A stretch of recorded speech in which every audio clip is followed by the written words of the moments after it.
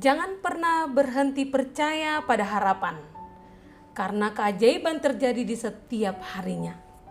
Dan mari membangun harapan itu dengan firman Tuhan. Kita berdoa. Kasih karunia Allah yang melampaui segala akal, kiranya menerangi hati dan pikiran kamu sekalian, di dalam nama Tuhan Yesus Kristus. Amin. Jemaat Tuhan, Renungan Harian HKBP Resort Sutoyo, Sabtu 16 April 2022 tertulis di Ibrani 10 ayat 23. Demikian dikatakan, marilah kita teguh berpegang pada pengakuan tentang pengharapan kita, sebab Ia yang menjanjikannya setia. Dalam bahasa Batak dikatakan, momosma tatio pakirimo nata parhatopoti, ai haposa do nama baga-baga hoca. Demikian firman Tuhan.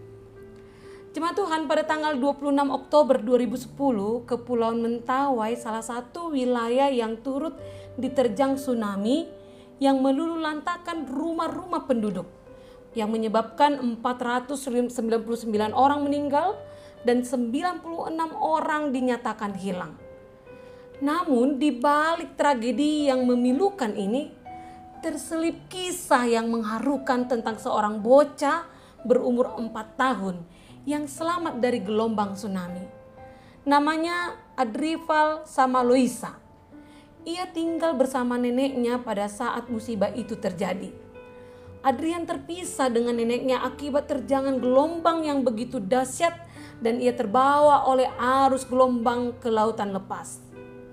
Tidak ada seorang pun yang berpikir bahwa Adrian kecil dapat selamat dengan kondisi seperti itu. Bagi mereka, pastilah dengan sekejap Adrian akan tenggelam ditelan oleh ganasnya ombak lautan. Adrian yang tidak berdaya dan tidak punya kemampuan apa-apa tidak mungkin dapat menyelamatkan dirinya. Jangankan bocah cilik seperti Adrian, orang dewasa sekalipun tidak akan mampu mengalahkan dahsyatnya terjangan tsunami. Bagi mereka atau bagi kita, lautan yang begitu luas hanya akan menjadi tempat peristirahatan Adrian untuk selamanya. Namun siapa yang menyangka bahwa pada akhirnya Adrian ditemukan selamat, dan yang paling mengagumkan adalah ia bisa selamat hanya dengan berpegang pada sepotong gabus di tengah lautan yang begitu luas.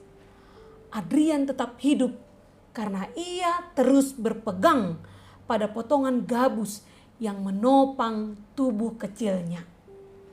Saudara, apa yang dialami Adrian bisa menjadi cerminan bagi kehidupan kita saat ini.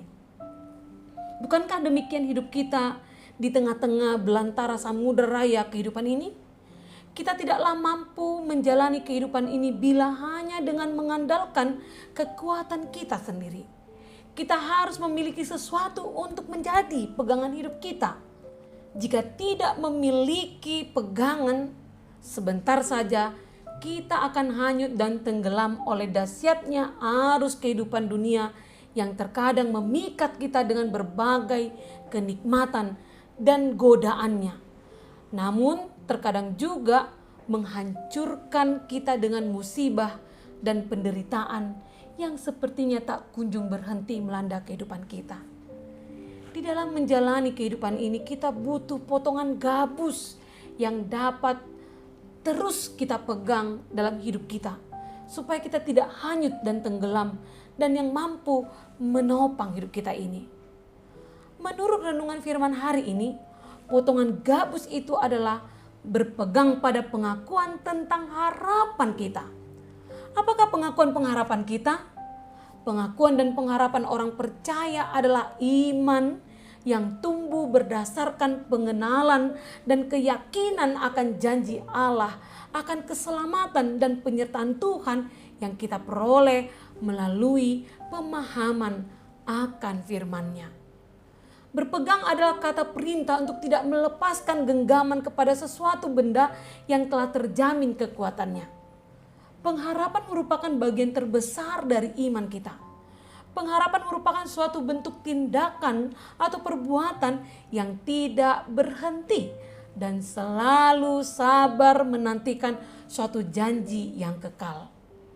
Dalam hal ini janji itu jelas ada keberadaannya. Namun kapan datangnya dan kapan akan diterima belum ditentukan kapan waktunya. Pengharapan juga diartikan sebagai penyerahan hidup sepenuhnya kepada Tuhan Yesus.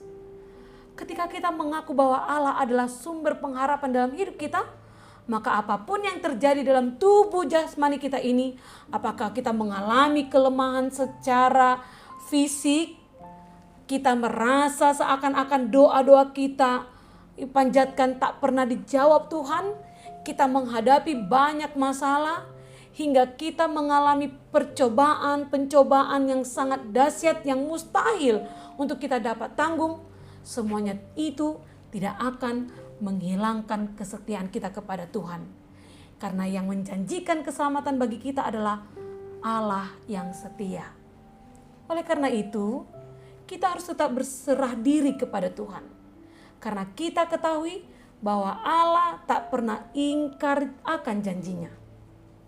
Dia menyediakan suatu rencana indah ketika cobaan yang diizinkannya datang menimpa kita. Karena itu saudara yang terkasih dalam nama Tuhan Kristus, mari kita terus berpegang pada pengakuan kita kepada Tuhan. Dan teruslah merindukan firman-Nya yang meneguhkan pengharapan kita. Amin, kita berdoa.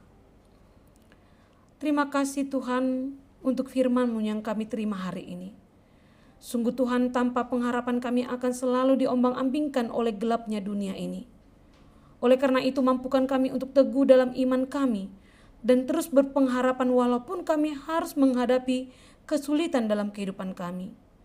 Ketika kami dalam keadaan sakit, terancam, dianiaya, dan menghadapi ketakutan serta kekhawatiran akan masa depan kami, ajarlah kami untuk membangun harapan kami dengan mengingat janji keselamatan-Mu, dengan tetap setia merenungkan firman-Mu.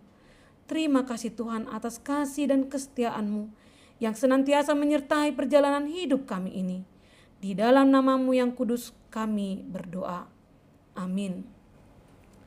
Jemaat Tuhan, selamat beraktivitas dan tetaplah berpegang pada pengharapan Anda. Salam sehat, Tuhan Yesus memberkati.